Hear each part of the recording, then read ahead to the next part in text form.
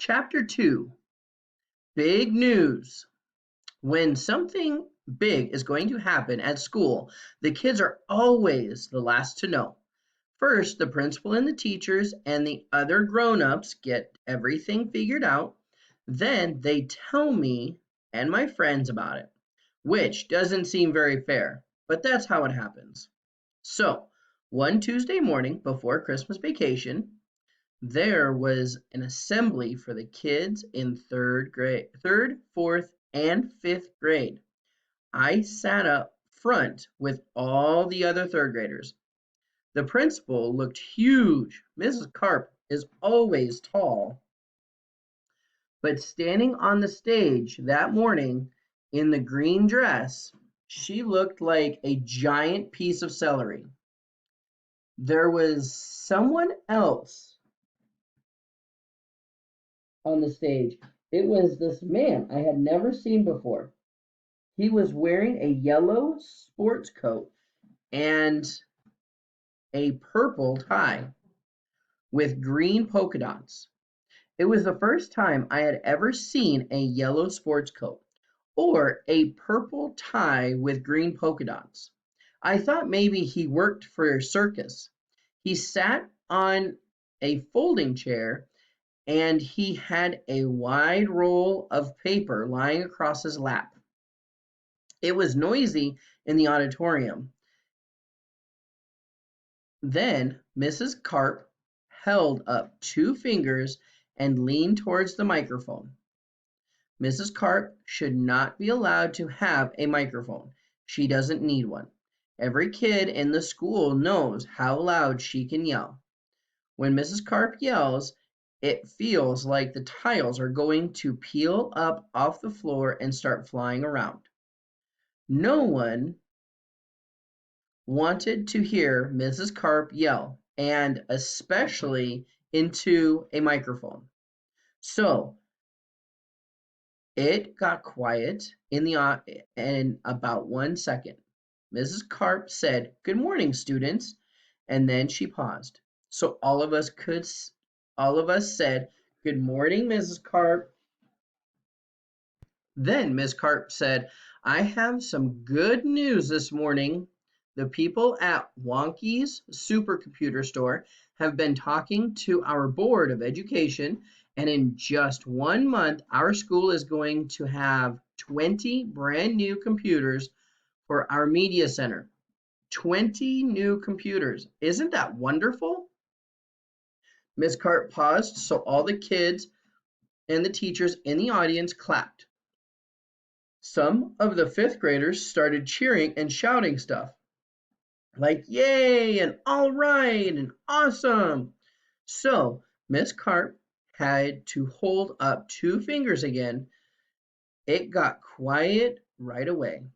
Then she said, "But there's a reason that I've asked just the third, fourth, and fifth grade classes to come here this morning. And that's because during the next to last week of January, our school is going to have a science fair." Miss Cart paused again, but no one clapped this time. Then she said, "This is the first time we've had a science fair at Desprez Elementary School. So this is something brand new for all of us. And to tell you more about our very first science fair ever, I'd like to introduce Mr. Lenny Cordo. He's the manager of Wonky's supercomputer store, Mr. Cordo." The man in the yellow sport coat and the purple tie with the green polka dots stood up. He forgot he had the roll of paper on his lap. It dropped onto the floor and rolled off the front of the stage. A lot of kids started laughing. Then Mrs. Cart moved towards the microphone and the laughing stopped. Mrs. Snavin got up from her chair in the front row. She picked up the roll of paper and handed it back to the man. Mr. Lenny Cordeaux was a lot shorter than Mrs. Carp, so he had to pull the microphone down. Then he said, "Thank you, Mrs. Carp. I am so glad to be here." That's what Mr. Cordeaux said, but he didn't look that way. There was a sweet, a s there was sweat all over his forehead, and he rolled the paper in his hands, was shaking. I guess we looked scary, so he talked fast to get it over with. At Wonka's Supercomputer Store, we love kids at Wonka's Supercomputer Store. We think it's never too early to get kids excited about science and computers and the future. And that's why Wonky's Supercomputer Store is proud to sponsor the first annual Desprez Elementary School Science Fair. And that's when Mr. Cordeaux held the wide piece of paper and let it unroll. It was a banner. It said Wonky's first annual elementary school science fair. The biggest word on the banner was Wonky's, and the whole banner was upside down. There was a little laughter, but it stopped because Mr. Cordeaux kept talking. He wasn't scared anymore. Now he sounded like a guy selling cars on TV. In the real world, the world where all of you will live and learn and work in the future, people get rewards for doing good work. And that is why Wonky's Supercomputer Store is offering the grand prize for the science fair project in grade 3, grade 4, and grade 5. When you say those two words, grand prize, kids pay attention. It got so quiet.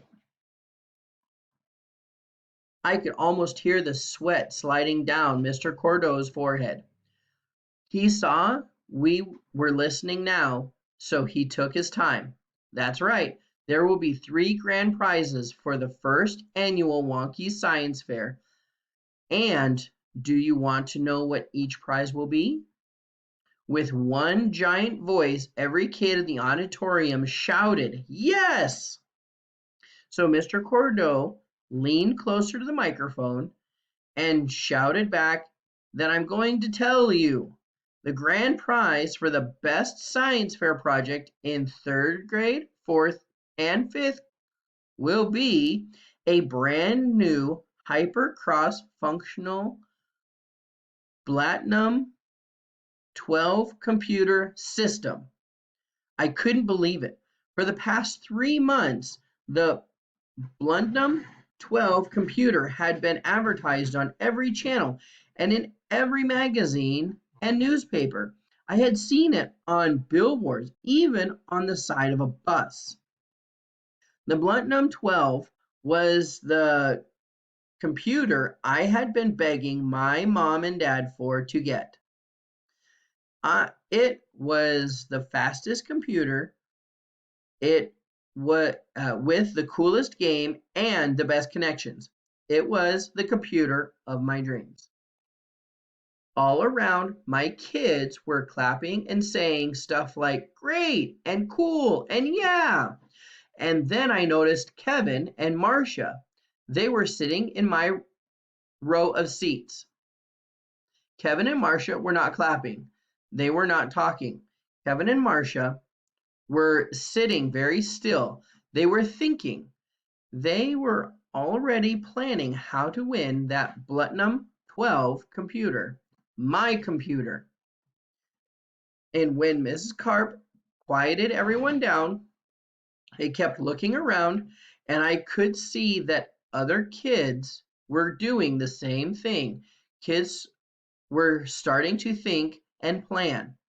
Mrs. Carp said some other stuff, but I didn't listen. I was thinking too, because I saw that the only thing standing between me and my own super fast, super cool computer was about 100 other third grade brains.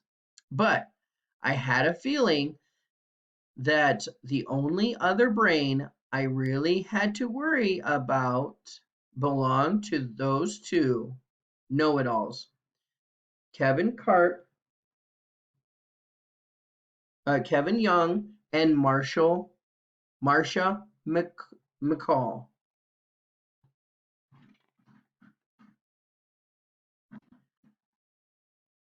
That is the end of this chapter. I will read chapter number 3 in another video.